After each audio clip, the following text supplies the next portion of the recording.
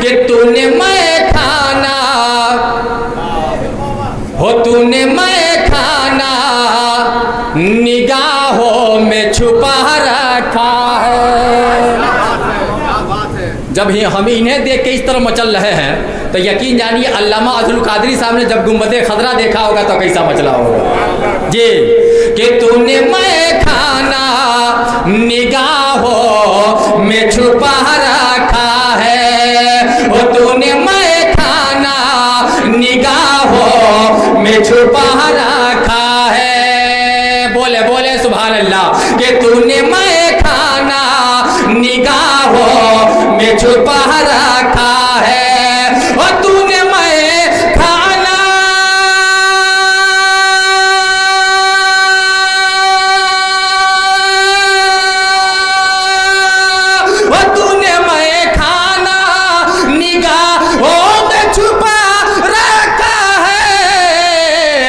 होश वालों को, होश वालों को, अरे होश वालों को भी दीवाना बना रखा है। होश वालों को भी दीवाना बना रखा है। होश वालों को भी दीवाना बना रखा है। जरा देख मेरे भाई, क्या यहाँ सिर्फ फकीर ही आया करते हैं? यहाँ सिर्फ क्या कमजोर ही आया करते हैं? यहाँ सिर्फ क्या मांगने ही वाले आया करते हैं? यहाँ सिर्फ क्या भिखारी आया करते हैं? नहीं नहीं, हमने तो ये देखा है कि ऐसी चौकट है, ऐसा दर है, ये वलियों की बारगाह एक ऐसी बारगाह है जहाँ वक्त का प्राइम मिनिस्टर भी पहना करता है तो पैरों में चप्पल डाल के नहीं पहनता है, वक्त पे ताज लेके नहीं जाता है, सर पे ताज लेके नहीं जाया करता है, बल्कि वक्त का प्राइम मिनिस्टर भी जब अजमेर के गली में जाता है तो अल्लाहू अकबर फूलों का गुलदस्ता लेके जाता है और जाके गरीब नवाज के कदमों में कह दिया करता है कि गरीब नवाज, हमारी हुकूमत 5 साल के लिए है और तेरी हुकूमत क़यामत तक के लिए है। नारे तकबीर, नारे तकबीर, नारे रिसालत, नारे रिसालत। हमारी हुकूमत 5 साल के लिए है और तेरी हुकूमत क़यामत तक के लिए। जरा देख कितने खुशनसीब हैं ये सलमगढ़ एरिया के लोग, ज़िला देवरिया के लोग कि अल्हम्दुलिल्लाह, जहां मैं माँ के पूछा हूँ अल्लामा साकिबला से कि हुजूर जरा इनके बारे में कुछ बता दीजिए, कहा है कि नासिर तुझे कुछ और बताने की ज़रूरत नहीं है, सिर्फ एक चीज़ बता रहा हूँ, दुनिया इन्हें जुब्बा शाह रहमतुल्लाह अलैह के नाम से जानती और पहचानती है। मैं सोच रहा था ऐशा की नमाज पढ़ रहा था, सुन्नत को पढ़ रहा था तो भी सोच रहा था, फर्ज पढ़ रहा था तो भी सोच रहा था, नफिल पढ़ रहा था तो भी सोच रहा था, वित्र पढ़ रहा था तो भी सोच रहा था कि यार दुनिया चुप्पा शाह रहमतुल्लाह अलैह कह रही है। इकबाल साहब मुझसे कह रहे थे कि चुप्पा अली रहमा की बारगाह में तुम्हें बोलना है। मैं सोचे पे मजबूर हो गया, आखिर बोलूंगा तो क्या बोलूंगा, दुनिया चुप्पा शाह रहमतुल्लाह अलैह कह रही है। अब बात समझ में आ गई, जो दुनिया में चुप होकर दूसरे को देने का काम किया करता है, अल्हम्दुलिल्लाह उसी को दुनिया अल्लाह का वली कहा करती है, अल्लाह का पावर कहा करता है। तो जब आदमी चुप होकर दुनिया को दे तो पावर रखता है कि नहीं रखता है? अरे बोलिए ना भाई, रखता है कि नहीं रखता है?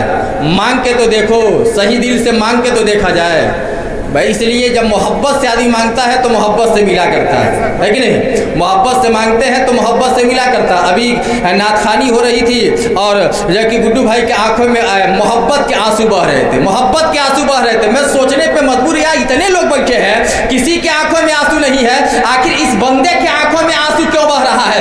ये क्यों आंसू बहा रहा है? नाम लिया जा रहा है चुप्पा शाह रहमतुल्लाह अलैह का, नाम लिया जा रहा है अल्लाह के वली का, आंखों में आंसू इसके आ रहे हैं। मैं आलम तसूर में सवाल किया कि जरा ये तो बता दीजिए, आखिर ये आंसू बहा रहे हैं, आप अपने बाप के याद में क्यों नहीं बहा दिया है? अपनी माँ के नाम पे क्यों नहीं बहा दिया है? अपनी औलाद के नाम पे क्यों नहीं बहा दिया है? तो जवाब सुनो, ईमान ताजा हो जाएगा। यकीनन ये इनका कहना था, ये अल्लाह वाला है, अल्लाह का वली है, लेके हुए हैं। अगर ये आंसू इन्होंने कबूल कर लिया तो दावे के साथ कहता हो मैं यहाँ भी कामयाब हो जाऊंगा और वहाँ भी कामयाब हो जाऊंगा। अच्छा ये ईमान है ना? अरे बोलिए ना, ये ईमान है ना? अगर हमारा आना ये कबूल कर ले, वली का माने जानते हैं क्या होता है जी? देखिए वो बोल रहे हैं दोस्त, मैं शुरू में यही कहा हूँ, यही कमी है कि हम कहने के लिए मुसलमान हैं हजरत जी। वक्त होने ही वाला है, 10 मिनट और। काश हमारे घरों में, हमारी सोसाइटी में, हमारे समाज में मुसलमान के बच्चे डीएम बने मुझे कोई एतराज़ नहीं, पीएम बने कोई एतराज़ नहीं, सीएम बने कोई एतराज़ नहीं, डॉक्टर बने कोई एतराज़ नहीं, इंजीनियर बने कोई एतराज़ नहीं। अगर आपका बेटा डॉक्टर बनेगा तो मुझे खुशी होगी यार कि जब वो नीडल उठाएगा तो अल्हम्दुलिल्लाह कुछ और पढ़ के नहीं बल्कि बिस्मिल्लाह पढ़ के काम करेगा, है कि नहीं? आप अपने बच्चों को पढ़ाइए, लेकिन उससे पहले कम से कम अपने बच्चों को इल्म दीन से नवाजिए। मैंने पूछा है आपसे, एक सवाल किया है कि वली का माने क्या होता है, सबके सब लोग खामोश हैं। एक शख्स, एक बंदा, उसने कहा है कि वली का माना होता है दोस्त। लेकिन दुनिया में दोस्त कई तरीके से होते हैं। आप देखिएगा कि एक इंसान का दोस्त हुआ करता है, एक इंसान दूसरे इंसान का दोस्त हुआ करता है, एक औरत दूसरे औरत का दोस्त हुआ करती है। इस तरीके से ये दुनिया की बातें हैं कि इंसान का दोस्त हुआ करता है, लेकिन ये वली है, ये किसके दोस्त है? आओ इसी बात को आप समझ लीजिए, मेरी तकरीर पूरी हो जाएगी। यकीन जान लीजिए हमने ये देखा है कि इकबाल फैजी से अगर हमारी दोस्ती है, अगर बाबा से हमारी दोस्ती है, अगर अली भाई से हमारी दोस्ती है, गुड्डू भाई से हमारी दोस्ती है, तो देखा यह जाता है, वक्त आता है आप बिस्तरे मर्द पे लेके हुए हैं, पहुंचेंगे गुड्डू भाई और पहुंचने के बाद कहेंगे कि नासिर हुसैन निजामी तुझे घबराने की जरूरत नहीं है, अगर जरूरत पड़ेगी माल की तो मैं माल दे दूंगा, जरूरत पड़ेगी अल्लाह कपड़े की तो मैं कपड़ा दे दूंगा, अगर जरूरत पड़ेगी ब्लड देने की तो मैं ब्लड दे दूंगा। अब बात समझ में आ गई कि दुनिया का इंसान है जो आपको खून देने के लिए तैयार है। किस बुनियाद पे? तो आपको कहना पड़ेगा किसी और बुनियाद पे नहीं बल्कि दोस्ती के बुनियाद पे। किसके बुनियाद पे? अरे किस बुनियाद पे खड़ा है? दोस्ती के बुनियाद पे। ये दुनिया का इंसान है जो दोस्ती के बुनियाद पे आपको ब्लड देने के लिए तैयार है। लेकिन ये किसके दोस्त हैं?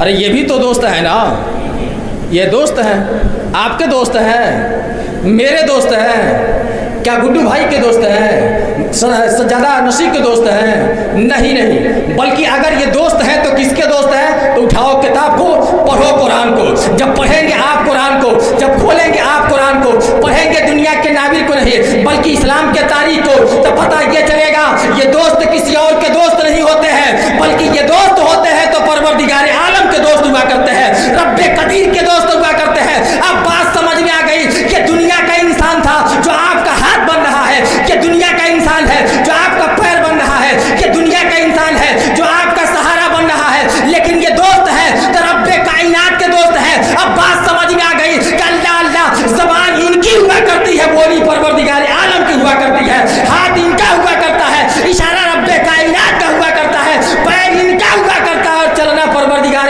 आलम का हुआ करता है, चलना परवरदिगार आलम का होता है। तो जरा देख मेरे भाई, रब्बे करीम कुरान करीम के अंदर रब इरशाद फरमाता है कि या अय्युहल्लज़ीना आमनू तक़ुल्लाह व कूनू मअस-सादिक़ीन, ऐ ईमान वालों अल्लाह से डरो और सच्चों के साथ हो जाओ। अभी आपने इनके बारे में सुना, सब कुछ तो आपने सुना है, लेकिन क्या आपने ये भी सुना है कि ये झूठ बोलते थे? अरे बोलिए ना, आज तक आपने सुना है? नहीं सुना है, कभी नहीं सुना है। जो कुछ आपने सुना कि हाँ इन्होंने ये काम किया, ये करामतें सादिर हुई, ये करामतें सादिर हुई, लेकिन ये आपने नहीं सुना कि ये झूठ बोला करते थे। कुरान यही कह रहा है कि तो ईमान वालों अल्लाह से डरो, और दुनिया में रहना हो तो झूठों के साथ न रहो, दुनिया में रहना हो तो बेईमानों के साथ न रहो, दुनिया में रहना हो तो बेकार वालों के साथ न रहो, बल्कि कुरान कह रहा है कि अगर दुनिया में तुझे रहना है तो सच्चों के साथ हो जाओ, सच्चों के साथ हो जाओ। अब बात समझ में आ गई, ये सच्चों की जमात है। जब हम इनके साथ हुआ करते हैं तो ये किसी और के साथ नहीं, बल्कि अल्हम्दुलिल्लाह ये लेके पहुंचते हैं नबी तक, और नबी ये कौनैन लेके पहुंचते हैं रब्बे कायनात तक। यकीनन जो वली का हो जाया करता है वही परवरदिगार आलम का हो जाया करता है, जो वली का होता है वही परवरदिगार आलम का हो जाया करता है। तो ये हमारी और आपकी खुशनसीबी है, बहुत बड़ी खुशनसीबी है कि कम अज़ कम अल्लाह वली की बारगाह में रोज़ाना हाज़िरी तो दे रहे हैं। अच्छा जरा देख इन दीवानों को, देखिए ऐसे दीवानों को, क्या दीवानगी है मेरे भाई, कि जब झाड़ू लगाता होगा कोई, एक नमाजी जब मस्जिद में झाड़ू लगाता है तो यही सोच के लगाता है कि मैं किसी और के घर को नहीं साफ़ कर रहा हूँ, खुदा के घर के साफ़ कर रहा हूँ, है कि नहीं? एक हफ्ता दिन तक अगर कोई मस्जिद में झाड़ू न लगाए तो भी मस्जिद चमकती रहती है, सुभान अल्लाह, तो भी मस्जिद चमकती रहती है। आज इन दीवानों की जिंदगी देख लिया जाए कि जिसे वली से दीवानगी हो जाया करती है, अगरचे वो गुस्ल करे या ना करे, अपने बच्चों को नहलाए या ना नहलाए, अपने बच्चों को गुस्ल दे या ना दे, लेकिन एक अल्लाह